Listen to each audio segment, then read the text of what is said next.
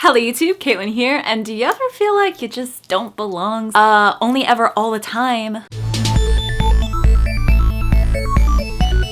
So a couple weeks ago, I talked to you about one of my favorite book series, Street Lights Like Fireworks, and how it deals with this feeling of belonging. And I told you that we would talk about it in a few weeks with kind of your questions and thoughts and all that stuff. So here it is. So this idea of belonging is something that has always very much bothered me because I always have wanted to belong, but I have had such a hard time feeling like I belong. Now, I usually blame this on where I am from because I come from an area that's pretty rural and it's very conservative, and I am a very expressive and kind of out there person. Eccentric is what you might call it, and that's not really the type of personality that is easily accepted. It's not that it's not accepted, it's just not easily accepted. And because of that, it's been hard for me to make friends growing up and to feel like I can authentically express myself. I've always felt kind of contained in this box of what is expected of me, and I'm like, I need to burst out and be who I am. And really, I want to say that this idea of not belonging is just a feeling that you always belong and that it's really just in your head.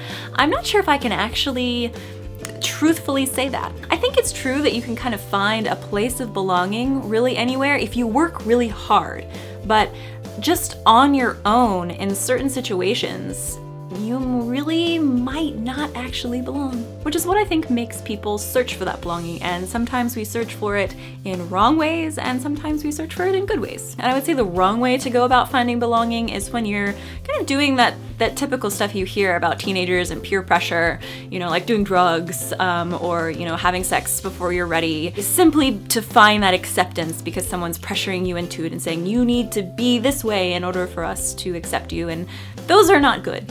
No. I do believe that you shouldn't have to change yourself to find belonging, although you may need to change factors around you, like where you live, or the kind of job you have, or the friends that you're keeping. Accepting yourself for who you are is really important. Believing in yourself is really important, and kind of coming into your own as your own person and expressing yourself is very important. But those things may not jive with the people that are around you, or the person that you're crushing on, or maybe even your family sometimes. Essentially, belonging is a very nebulous concept. One of you did talk about maybe feeling unconfident because of feeling like you don't belong, and I thought that was interesting. Definitely agree that belonging does affect your confidence. I think that it's kind of one of the reasons I have had such low self-confidence and self-esteem growing up, because I just didn't feel like I belonged, and that it does screw up your confidence. You're like, what's wrong with me? Why don't people like me? Why don't people accept me? In their particular example, they were saying that they're a blusher and that they start blushing uncontrollably in a social situation,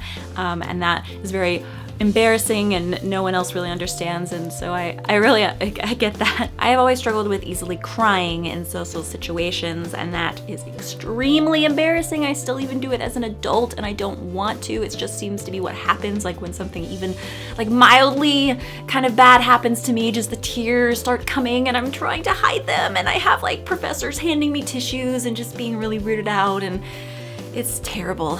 I will say though that if you think belonging is about finding people who are exactly like you and that's what belonging is, that's not right. You can actually belong with people who are very different. It's about whether or not they accept you, and if you're accepting of them and kind of their differences, the kind of environment that you are creating as a friend group or a work group or anything like that. Belonging is hard, guys. But hey, here's the good news. The imagination, and iIMAGINeblank, is a place that I'm trying to create for belonging, so that as crazy or expressive or as weird as you might think that you are, we're gonna be accepting of you and love you, take you into our arms and just say, you're awesome, pat you on the back. I think everybody needs a place to feel accepted, and if you need to start here on the internet with the imagination, then there you go. But I hope that you can find some people in real life that can give you those physical hugs too. So what do you guys think? Can you tell me your stories of struggles with acceptance and belonging? Or maybe you have a positive story, one where you found that belonging and it was awesome. So tell me down in the comments, and remember to like, favorite, share, and subscribe if this video made you smile. See you guys next Thursday.